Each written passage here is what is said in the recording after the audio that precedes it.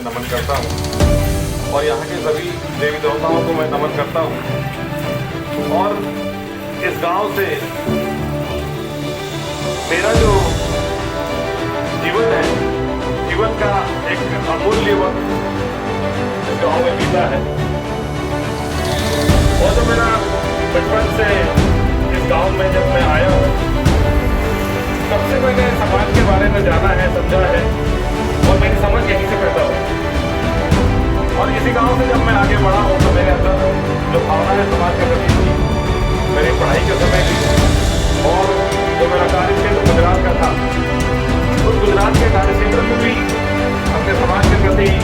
मैं सजग रहा। वहाँ के मोदी समाज के साथ में काम किया और ऐसे करते करते जब मैं वापस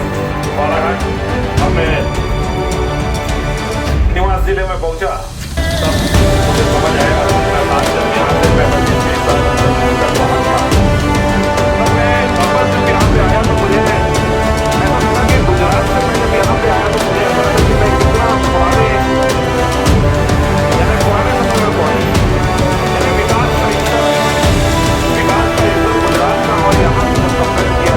तो यहाँ से बड़े बड़े कारखाने, बड़े बड़े कहना चाहिए जो शहर का वातावरण होता है वो गांव में दिखता था वहां पे, और जो झुग्गी झोपड़ी का वातावरण है वो यहाँ के गांवों में दिखता था। तो इतना यानी फर्क है कि विकास करने वाला जो राज्य है और जो अविकसित राज्य है, जबकि ये होना चाहिए था कि हमें जो 5वीं अनुसूची क्षेत्र का जो दर्जा दिया गया है, इन क्षेत्रों में जो विकास होना चाहिए था, इस समय अंतराल जो 75 वर्ष हमारे बीत चुके हैं, उसमें हमको ऐसा लगता है कि कहीं ना कहीं बहुत धीमी गति से कुछ हुआ है, इतना ही दिखता है। आज भी वैसा ही सब कुछ माहौल है। और मैं सारी घटनाओं के बारे में जो हमारे देश की सत्ता में काबिज जो कांग्रेस रही है, बीजेपी रही है, उसके बारे में ज्यादा नहीं कहना चाहता हूं क्योंकि हमारे पूर्व वक्ता ने इस बात को रखा है। लेकिन इस बालाघाट क्षेत्र को देखकर ऐसा लगता है कि यहाँ इतने बड़े बड़े संसाधन होने के बाद भी आज हम कैसे पिछड़े हुए हैं। इस बैहर का जो पिछड़ापन हमें दिखता है, उससे यही समझ आता है कि इसका दोहन पूरा मध्य प्रदेश कर रहा है, इस देश के जो केंद्र सरकार है वो कर रहा है और कहीं ना कहीं बालाघाट जिला भी कर रहा है। क्योंकि बैहर को जिला बन जाना चाहिए था अभी तक। अगर बैहर को जिला बनाया जाता तो यह वाकई एक ट्राइबल जिला कहलाता, और ट्राइबल जिले में जितनी भी सुविधाएं जो होती हैं वो सुविधाएं यहाँ मिलती, चाहे वो रोजगार की हो, स्वास्थ्य की हो, शिक्षा की हो, और तमाम प्रकार की जो सुविधाएं यहाँ पैदा होती। और यहाँ के लोगों को जिस प्रकार से जिला मुख्यालय तक पहुंचने में जो तकलीफें होती हैं, चाहे वो स्वास्थ्य के लिए हो, शिक्षा के लिए हो, या फिर अन्य कार्यालयों में जाने के लिए जो परेशानियां होती है, उससे आर्थिक नुकसानी के साथ साथ समय भी बर्बाद होता है। तो यह भी बहुत बड़ा कारण है कि इस क्षेत्रों से जो विकास की जो गति है वो बहुत धीमी रही है। और जिस प्रकार से यहाँ पे जो गौड़ खनिज के लिए मैं बात करूंगा, गौड़ खनिज के कारण यहाँ पे जितने भी माफिया घूमते हैं,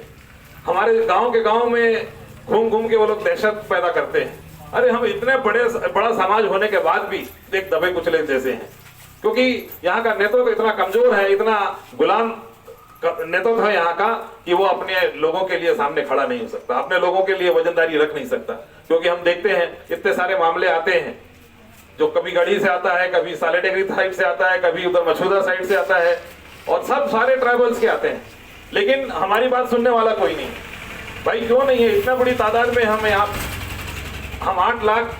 वोटर्स यहाँ पे हैं, फिर भी हमारा कोई वजूद नहीं है। आप यहाँ से किसी भी कार्यालय में चला जाइए, आपको फाइल लेके अगर हमारा कोई भी व्यक्ति जाता है तो उसे नकार दिया जाता है। पुलिस थाने में चले जाइए, आप पुलिस थाने में FIR दर्ज करने के लिए आए तो हमें टाल मटोल कर दिया जाता है। जब तक कोई दबाव हमारा सामाजिक संगठनों का नहीं होता, जब तक कोई वहां पे FIR दर्ज नहीं करता। ये छोटी छोटी जो समस्याएं हैं, ये बहुत बड़ी समस्याएं हैं हम लोगों के लिए, क्योंकि हम इतने दिनों से ऐसे नेतृत्व को पैदा कर ही नहीं पाए जो हमारे लिए को आपकी दुख दर्द को समझने वाला, आपकी समस्याओं के साथ में संघर्ष करने वाला व्यक्ति को सदन में नहीं भेजेंगे। चाहे वो जी बताएं, लोगों के बीच में जा रहे हैं, किस तरह का आपको सिंपैथी मिल रही है? सबसे पहले तो मैं आज संविधान निर्माता बाबा साहेब अम्बेडकर की जयंती के अवसर पर सभी देशवासियों को मैं हार्दिक शुभकामनाएं प्रेषित करता हूं। और जिस प्रकार से मैं इस लोकसभा में प्रत्याशी के रूप में चुनौती स्वीकार की है और जिस भी जगह मैं जा रहा हूं वहां पर मैं सभी को बोल रहा हूं कि भाई अगर सांसद बनाकर भेजना है तो ऐसा योग्य प्रत्याशी को भेजना है आपको, जो आपकी सारी समस्याओं को लेकर वहां अपनी आवाज़ बुलंद कर सके और ऐसा अनुभव हो जिसके पास में कि संघर्ष करने का अनुभव बहुत ज़रूरी है, क्योंकि देश की सबसे बड़ी एक संस्था है सांसद, जहां पे कानून पास होते हैं, जहां पे सारी योजनाओं को एक आकार दिया जाता है। और ऐसी जगह में अगर योग्य व्यक्ति पहुँचे जिसे अपने सामाजिक और राजनीतिक अनुभव जो है वो उसके पास में हो, वही व्यक्ति को पहुंचाने के लिए हम जब बात रखते हैं तो सभी लोग स्वीकारते हैं इस बात को लेकर और मनन भी करते हैं कि वाकई जब तक योग्य व्यक्ति संसद तक नहीं पहुंचेगा, जब तक कुछ होने वाला नहीं है। तो इस बात को लोगों ने समझा है कि पार्टी अपना एजेंडा लेके ज़रूर आती है, बड़े बड़े सब्जबाग दिखाती है और जो प्रत्याशी होता है वो गुमसुम सांसद और विधानसभा में बैठा होता है। तो इस बात को लोगों ने स्वीकारा है और ये बात ज़रूर कहा है कि वाकई योग्य व्यक्ति वहाँ तक पहुँचाएँ, चाहे वो निर्दलीय हो, चाहे वो बड़ी पार्टियों से हो। लोगों को क्या अपील करना चाहेंगे आप? लोगों से यही अपील करना चाह रहा हूँ कि देश की सबसे बड़ा जो मंदिर है, उस मंदिर में योग्य पुजारियों को भेजिए ताकि आपकी आस्था का ध्यान रखते हुए सारी समस्याओं को निजात दिलाने और निराकरण करने के लिए वो एक अच्छा कार्य कर सके और इस बालाघाट लोकसभा के सर्वांगीण विकास का वो ध्यान रखे और हर नागरिक को उसके मौलिक अधिकार मिल सके और इस देश के संविधान और लोकतांत्रिक व्यवस्था की रक्षा कर सके और उसका पालन करके इस देश के नागरिकों को एक अच्छा सुनहरा भविष्य उसके सामने में वो करवा सके।